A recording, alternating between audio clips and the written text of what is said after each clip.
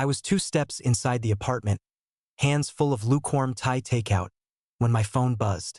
14 hours on the floor, non-stop haggling, lowball offers. One guy even spit on the showroom window because we wouldn't knock 3 grand off a Tacoma. I just wanted pad CEW and to zone out to some mindless crime doc. Instead, I got a slap to the face in the form of a text. It was from Kim. Just one picture, her ex, Tony, leaning on a brand new Corvette. Shirt tight as hell, arms crossed, white teeth flashing like he knew he was about to ruin someone's night. Underneath it, her message, "I wish you were more like him." I stared at it for a second, like maybe I read it wrong. I zoomed in on the photo, then back at the message. Nope, no typo, no laughing emoji to soften the blow. Just her, deliberately, choosing to rub that in my face. I dropped the takeout on the coffee table and sat down on the armrest like the couch had turned to lava. My shirt still smelled like motor oil and stale dealership coffee. My knees were aching. I paid the full rent that month again. Kim had been out of work for almost 6 months, and I never complained. I covered groceries, her meds, even helped her set up that Etsy store she never launched. I was busting my ass every day so she could have a cushion, and this was her idea of motivation. I texted back 2 words. Me too. Didn't even wait for a reply. I tossed my phone on the couch and just sat there. The air in the room felt tight. My jaw clenched. I looked around. Our picture from last summer in Big Bear was still on the wall. The one where I surprised her with the cabin rental. I paid for the whole thing. She'd posted it with a caption like, "My rock." Funny. That night I didn't eat. I didn't turn on the TV. I didn't sleep either. Instead, I sat at the table, staring at that damn picture in my head. Tony and his smug little lean. And I made a decision. I wasn't gonna beg Kim to see my worth anymore. If she wanted Tony, fine. I'd become him, but on my own terms. The next morning, I didn't even bother with the alarm. Woke up before sunrise, rolled over, stared at the ceiling, and decided, I'm not going in today. I called the dealership, told the receptionist I was sick. First time in over 8 years. She sounded stunned. I didn't care. By 7 a.m., I was already at the DMV, standing in line with a bunch of teenagers and retirees. Got my motorcycle license reactivated. The guy behind the counter raised an eyebrow when he saw the date it had expired. Been a while, he said. Too long, I replied. From there, I drove straight to a dealership across town. Not the one I worked at. Didn't want to hear questions or jokes from my own crew. I walked the lot until I found her. Matte black Ducati Monster. 2 years old. Clean title. Just enough edge without screaming midlife crisis. Took her for a test ride. Felt the engine pull under me like a coiled muscle. I was grinning by the time I rolled back in. Traded in my sedan on the spot. Paperwork done in an hour. Guy asked if I was sure. Said I'd lose value in the trade. I'm not buying it for the value, I said. I stopped for a breakfast sandwich, scarfed it down in the parking lot, then booked a boxing class at a gym 15 minutes from the apartment. It had been years since I hit a bag, but my hands itched to swing. After that, I called a barber I hadn't used in a while, one of those guys who charged real money but actually gave a damn about the cut. Said he could squeeze me in before dinner. I got back home around 5. Kim was on the couch, her laptop open, a reality show playing low in the background. She looked up as I walked in. Where's the car? Traded it. Her face twisted. You what? Tony has a bike, I said, dropping my keys in the dish by the door. She sat up straight. Okay, wow, hold on. I didn't mean it like that. I didn't respond. Just walked into the bedroom and tossed my gym bag onto the bed. I heard her follow. You seriously got a motorcycle just because of that text? I turned around. You said you wanted me to be more like him. That was a joke, Nick. Come on. I was just... She stopped. I didn't think you'd take it so seriously. Well, I said, digging out my gloves. You thought wrong. She stood there for a second, hands on her hips, waiting for more. But I was already lacing up. That weekend, while she was busy doom-scrolling on the couch, I went through my phone and unfollowed every one of those cutesy couple accounts she'd made me subscribe to. The ones with relationship goals, captions, and matching outfits in Tuscany. Gone. Instead, I started following custom bike builders, climbing guides, solo travel reels. Anything that felt mine, not ours. By Sunday, I'd picked out a new gym bag, booked 2 more boxing sessions, and ordered a GoPro for the helmet. Not for show, just for the ride. Just for me. Kim barely spoke to me that weekend, but she kept glancing at the helmet on the kitchen counter like it might explode. Every time I saw it, I smiled a little. Let her stare. I was just getting started. By Monday, I stopped picking up Saturday shifts. That used to be my hustle day. Stack a few extra commissions, pad the bills. But I didn't need more cash to throw at someone who didn't value me. I needed time, so I cut back. I worked my regular hours, clocked out at 6, and didn't look back. I joined a local riding group I found on Facebook. Real riders, no posers. We met every Thursday after work and again on Sundays. Scenic routes through the backroads of Temecula. Some of the guys brought portable grills. Chill but focused. Everyone there had their own reasons for riding. Mine just happened to show her ex's face in my inbox. At the same time, I hit up Nate and Tyler, buddies from high school I hadn't seen in years. They were still into rock climbing, still going to the same spot out in Riverside. I tagged along once and ended up renting gear the next week. It was simple: grip, lift, breathe. Felt honest. No fake smiles or backhanded compliments. I started posting on Facebook, but not in a look at me now kind of way. Just shots from a new trail. A short clip of the Ducati purring through a canyon. Me and the guys picking up trash after a ride. No hashtags. Just life. Real life. Meanwhile, Kim was spiraling. "You missed the grocery run," she said one Wednesday night. Arms crossed, foot tapping like a cartoon mom. "I told you I had climbing." "Well, I didn't mean for you to go full midlife crisis." I looked her dead in the eye. "You wanted Tony. This is the blueprint." She didn't say anything after that. Just turned and slammed a drawer. That was starting to become her thing. Passive-aggressive furniture abuse. I didn't argue. I didn't explain. I was too busy remembering what it felt like to live without being managed.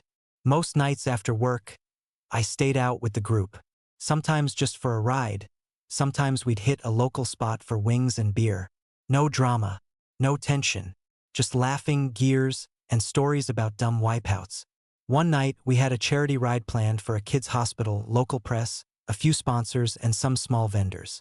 That's when I saw her, Jessie. She was crouched behind a camera near one of the sponsor booths. Long ponytail tucked under a baseball cap, snapping shots of the bikes as they lined up. Took me a second to recognize her. Kim's younger cousin. She looked up and caught me staring. Her eyes narrowed, then she smiled. "Nick." I walked over. "Hey, Jessie. Didn't know you were into bikes." "I'm not," she laughed. "I'm photographing the event for a blog feature." "You're part of this group?" "Yep. Been riding with them the past few weeks." She glanced down at my bike, then back at me. "Damn, you look different." "Good different. Definitely not accountant energy anymore." We both laughed. We talked for a few minutes, casual stuff. Local food spots, bikes, the blog she was building up, her freelance gigs. Nothing flirty. No hidden intentions. It just felt easy. Natural.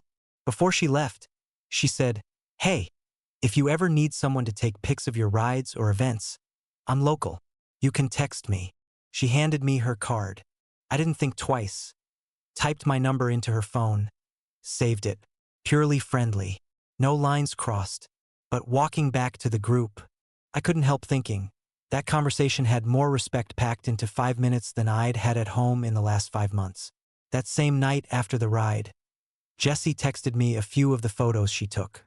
One of me kicking the stand down, another with the whole crew lined up under the sunset. "These turned out solid," I replied. She texted back, "Thanks. Next time I'll bring my drone." After that, we kept the conversation going, stuff about local fundraisers, tips on promoting her blog, gear recommendations. A week later, she asked if I knew anyone who could help her sort out the finance side of her freelance stuff. I said, "I got you. Meet me for coffee." We picked a spot near downtown. Not a date, Middle of the day, no games. I brought my laptop. She brought a notebook full of receipts and half-planned goals. 2 hours flew by. We broke down expenses, set some targets, talked business licenses and taxes. She listened, took notes, thanked me genuinely. I left that cafe with nothing romantic on my mind, but a real smile on my face. It felt good to be helpful again. Not used, not tolerated, helpful. That night, I got home to find Kim sitting on the edge of the bed, arms crossed. "You've been off," she said. I dropped my keys in the bowl. "What's that supposed to mean?" "You're emotionally distant. You're acting like a bachelor." I turned and looked at her. "You told me to be more like Tony." She scoffed. "That was a joke. You're twisting it. He's famously single and emotionally unavailable, right?" "I'm nailing it." She rolled her eyes and got up. "You're being an asshole. Or I'm just finally doing something for myself."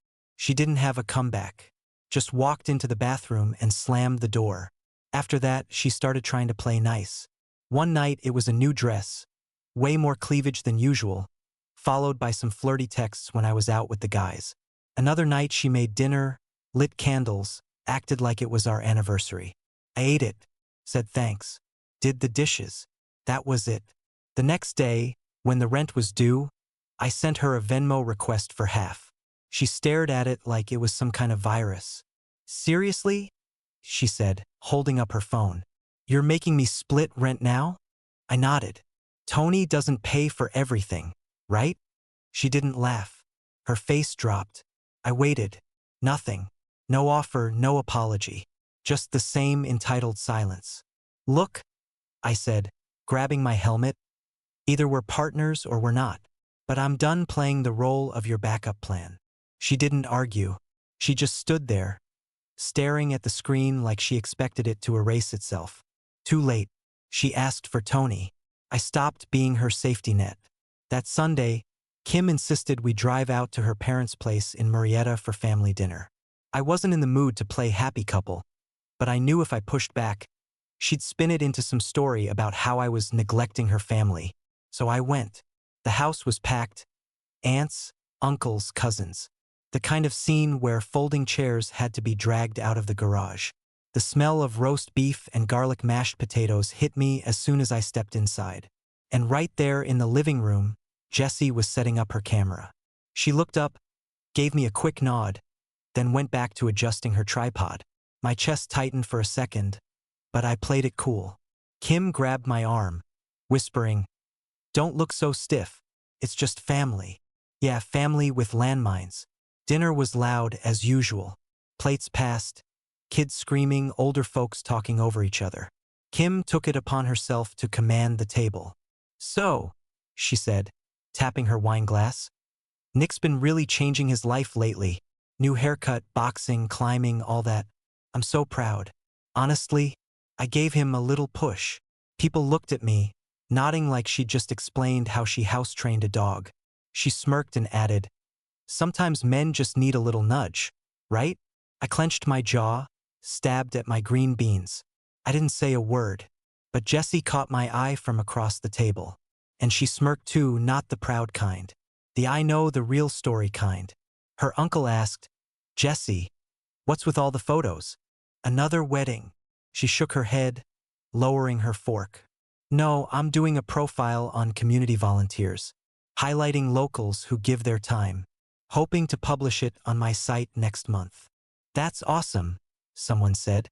"Must be a ton of work." Jessie smiled.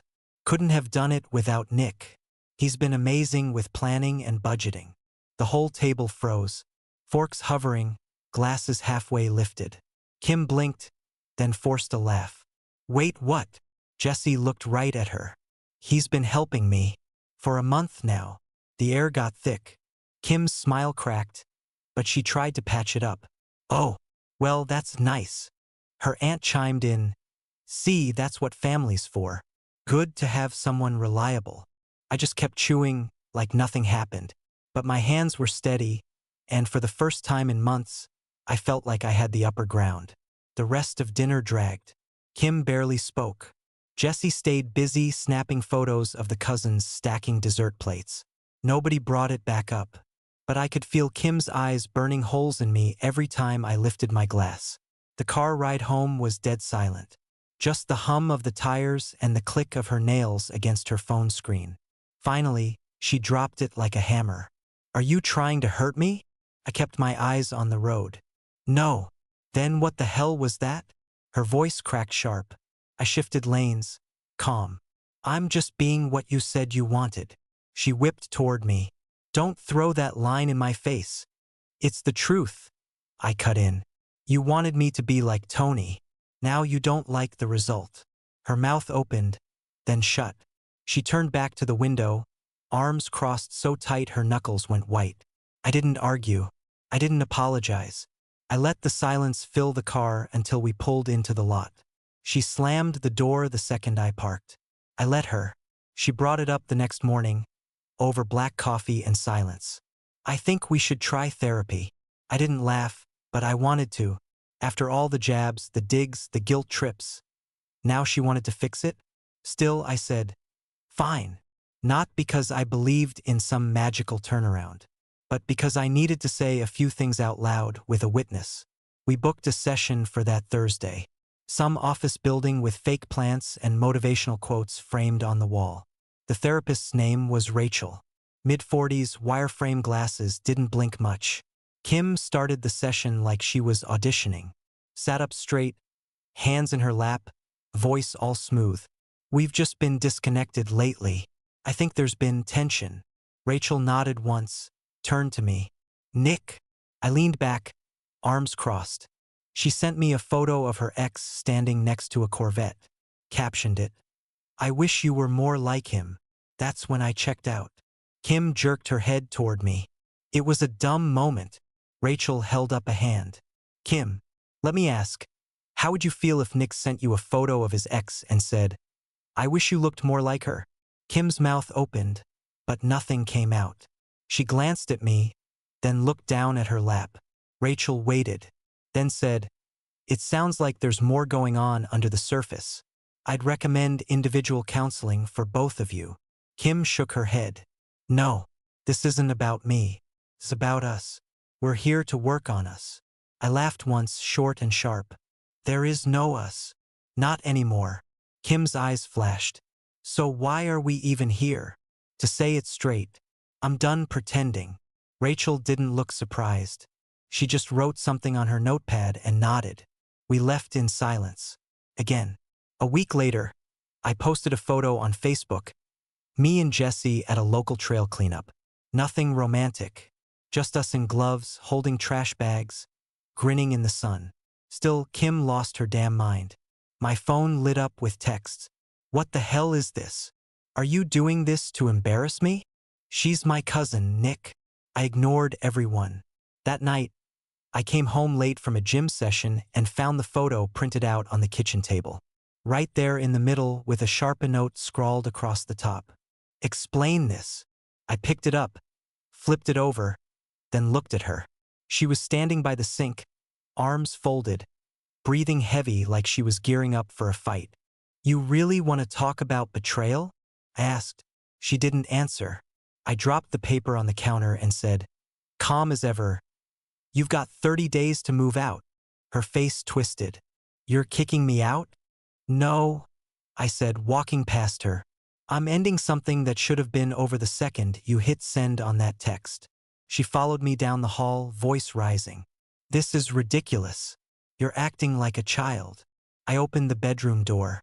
30 days, Kim." She stood there, waiting for me to flinch. I didn't. Eventually, she turned and walked out. I shut the door behind her. That sound? It didn't hurt. It felt like breathing for the first time in months. 2 weeks before her deadline, I came home to find my front door unlocked. That alone set me off. I stepped inside, dropped my keys in the bowl, and froze. Tony was on my couch, feet up on the coffee table, drinking my craft beer like it was his living room. He gave me that same too-white grin from the Corvette photo. "Yo, what's up, man?" Kim said I could crash a bit. I just stared at him. "You serious right now?" Before he could answer, Kim came strolling in from the hallway, arms folded, smirk already loaded. "You wanted to be Tony," she said, shrugging one shoulder.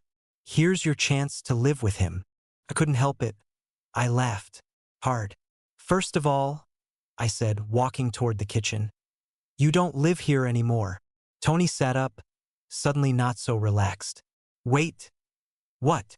"She lied," I said, pulling a beer from the fridge and twisting off the cap. "Told you this was still her place, didn't she?" He looked at Kim. "You said it'd be fine." She didn't blink, just stared at me like this was some genius revenge plan. I pointed toward the door. "This isn't about moving.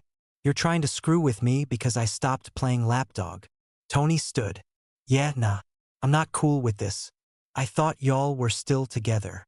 "We're not," I said. "She's got 12 days to pack and bounce." He looked at Kim again. "Why would you put me in this position?" She snapped. "Don't act like you weren't fine with it until he walked in." Tony grabbed his jacket and muttered, "Y'all need therapy." Then he was gone. The second the door shut behind him, Kim exploded. "You just love humiliating me, don't you?" she shouted, stepping into my space. "You're turning everyone against me." I stayed calm, took a sip of my beer, and pulled out my phone. "What are you doing?" "Calling the cops," I said. "You let someone I didn't approve of into my place without asking. That's trespassing." Her eyes went wide. "You wouldn't." My thumb hovered over the dial. "Try me." She spun around, stormed into the bedroom, started ripping open drawers. "Fine. I'll pack." "Good," I said. "You've wasted enough of my time." She came out 10 minutes later dragging a suitcase, slamming it into the wall like I was supposed to flinch. I didn't. I sat on the couch, took another drink, and watched her pace back and forth, muttering under her breath. That night, she didn't say another word, just kept stuffing bags and slamming doors. The only thing I felt? Relief. By midweek, she went full scorched earth. Screenshots, half-truths, straight-up lies. She hit every mutual friend we had with the same recycled line. "Nick cheated on me with my cousin." A few people bought it, mostly the ones who thrived off drama and drank whatever she poured. But the rest? They weren't so quick to judge. That's when I dropped the bomb. I found the original photo she'd sent me. Tony leaning on that Corvette, smirking like a dealership model. Her caption still attached. "I wish you were more like him." I dumped it into the group chat we shared with her friends and family. No fluff, just that image followed by, "This was the start." Silence. Then, about 30 seconds later, Vanessa, our mutual friend from college, replied, "Didn't you start this by sending him pics of your ex?" Still silence. Then her sister left the chat. Then 2 more people did. Later that night, my phone rang. Kim's mom. I almost didn't pick up, but something told me to. Her voice was quiet. "Nick, I just want you to know.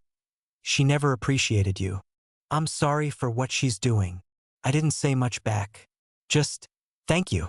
That means more than you know." Jesse stayed out of it. No posts, no likes, no subtweets, just silence and grace, which somehow made her look even better. But then came the family brunch. It was her cousin Tina's birthday, potluck style, casual.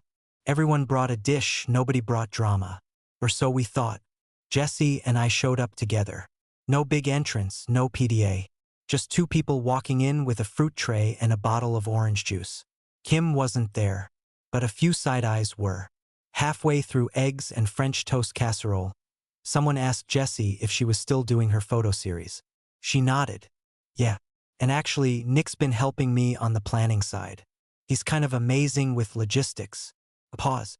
Then I added, calm as ever, "We're also seeing each other now." Forks hit plates. One cousin coughed. Someone else reached for more juice like nothing was happening. Then came the ding. The family group chat. Kim. "Wow. My cousin?